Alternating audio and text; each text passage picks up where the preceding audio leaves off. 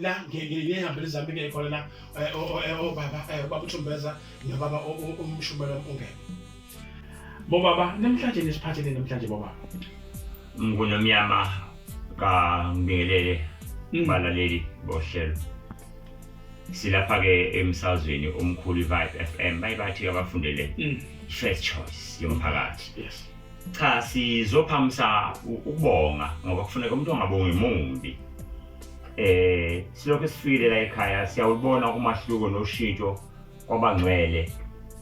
Uthe mawuvula lolu hlelo wakhuluma ngomzwa kaBhekuzulu. Umuzi oqala uShembe afike ahlala khona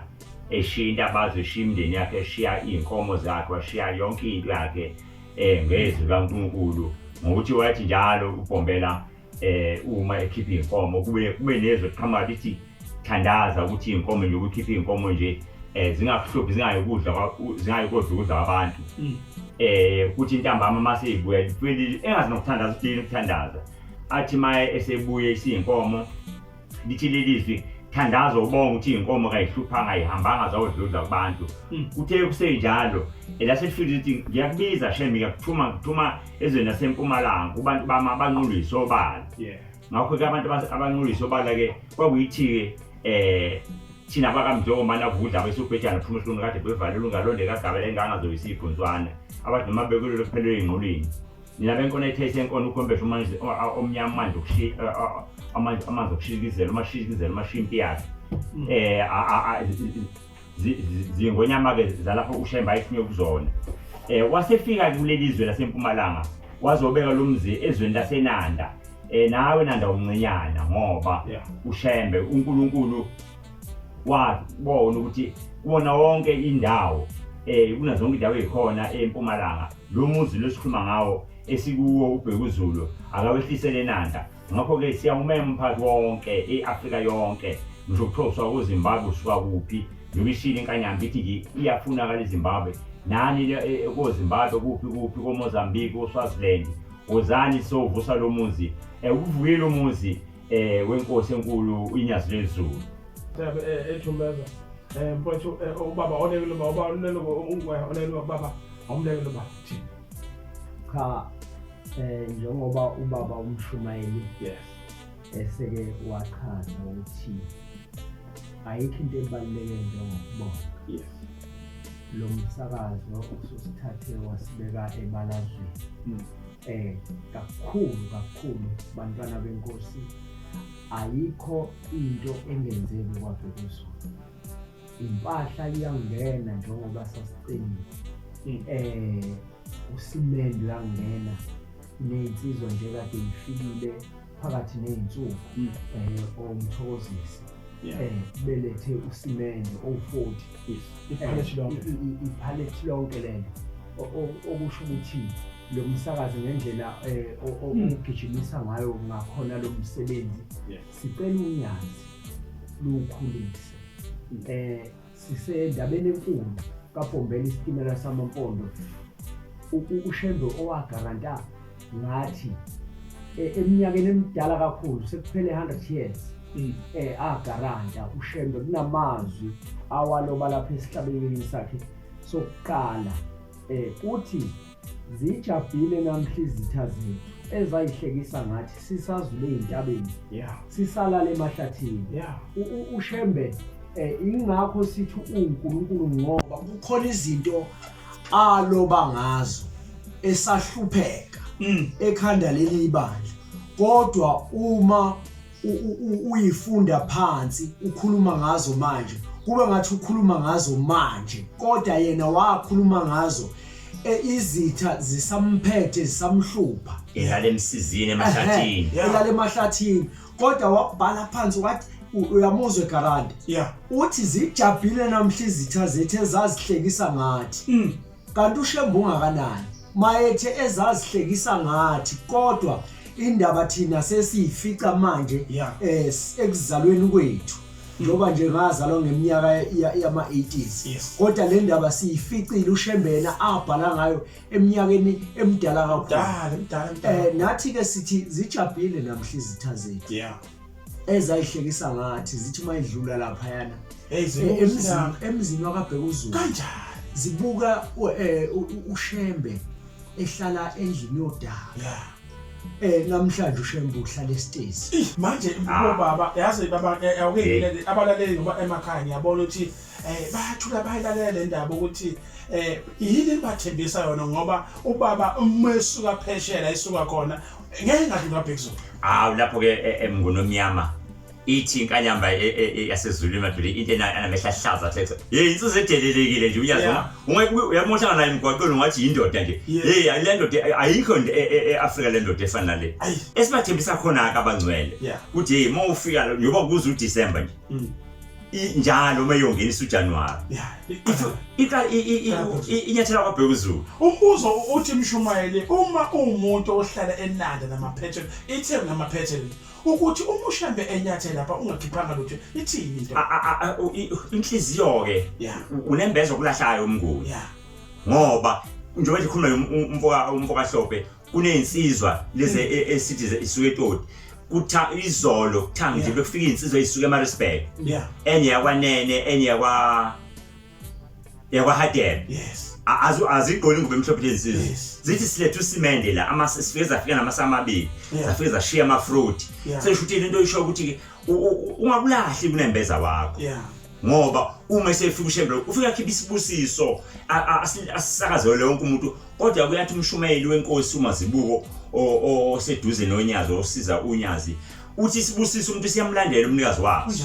uma wena uShembe efike efafaza izibusiso kodwa wazi ukuthi mina angizange ngibe mdibi munye nalomzi lo uShembe wade kumfoka Hlophe wathi uShembe zijabhile izitha zethu namhlanje uyabona mayikhuluma le ndlu yodaka esimsusa yona uShembe uyabona uShembe sesisababone sihamba nabomnguni angikhumbuli kulaba abanye besho thalali uthi manazi ukuthi ngiyanithanda kodwa lo khona nje manje akakufiki manazi ukuthi ngiyanithanda ukhombisa ukuthi uyasithanda engene endlini yodaka esuka eYitezi lapha ehamba khona ngama lift kodwa afika ngene kwaBhekuzulu ngelilanga uShamakhoza ngoba uthi mayengena uShembe endlini angena amakhosazane ingilozane lisonto sizimlindile wangena ngoDecember ukuzongena uDecember ushisa kanje la endlini esodakeni ngeke ngiyangikhumbula ngiganiza ukuthi angikhohlalelanga kwakuwezongena eqhamukelinda ngoJune sathi sifaka iglobe phezulu iglobe isiwohlo zomo ngoba kunomuhla indlu zenani ngathi nje mazamfishana ngalanda lona lezi zabahlophe ngoba inde wathi Mshumayeli mhlawumbe wathi sekulethe mhlawumbe uba kusela eBhambayi manje uzongena kumnyama ngalola ngiyakhe nomhlolo inkanyamba sezulwini yafika hlala imizuzwe engapheka 20 ngaphathe endini singazilenza sihleli thina silindile sathi thina nkosi yamakhosi uba phela iglobe igcina ingakhanyanga lo muntu osezulwini bezohlala kanjani kumnyama manje asena stress manje sije chafa ukuthi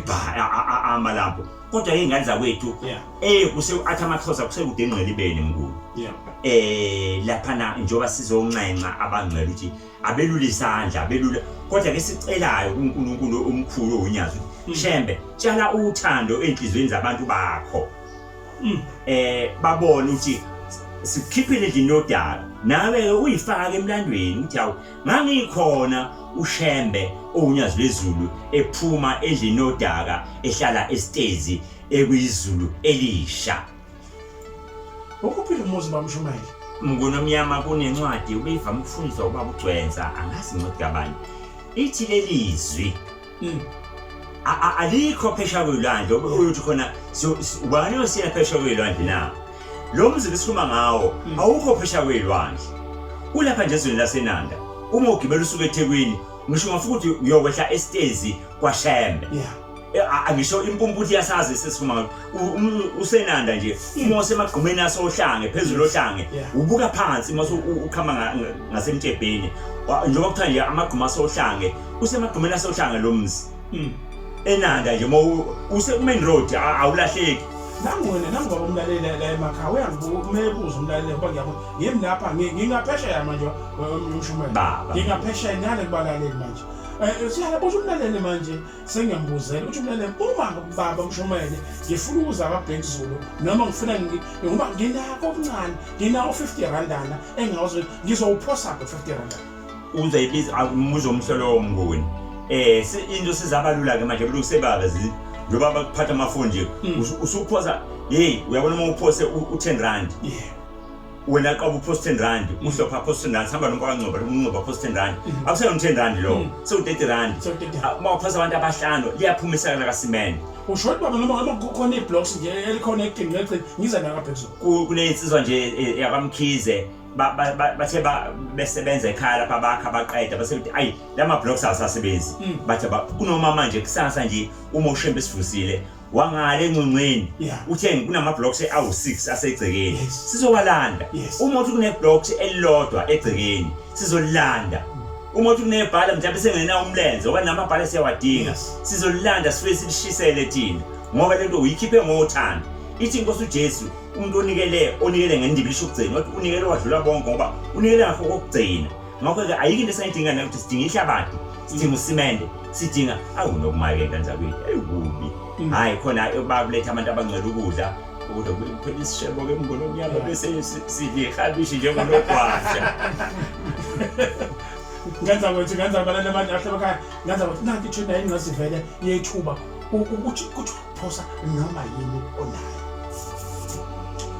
ithuba elingandele umuntu lela abanye abantu uthi umnikele weshumi kuthiwa phela emholweni wakho umholo 30000 lethu 15000 cha la kuthiwa khipha lokho onakho ingqayizivele ethuba lelo nawe ungayilela ngawo uqobo lwakho ufike uzosebenza nje phezulu ukufika kwaBhekuzulu kokuyisibusiso sesikole lakho webangcwele yabona bafowethu akukho uma ukukholwa ongenamsebenzi akufile bathi ukukholwa ongenamsebenzi ufile ngizocela ke nje ukudlulisa ngokuphuthuma ukumemeza ukuthi abantu uma bekude bengalekelela kanjani emzini wakaBhekuzulu ikhona iaccount yakwa Capitec yayo iproject niyoyibona nje ilink kubaba uMshumayeli uNgidi Mr S Ngidi iaccount ithi 22 32 31 31 25 25 28 28 79 ngicela ukuyiphinda 22 32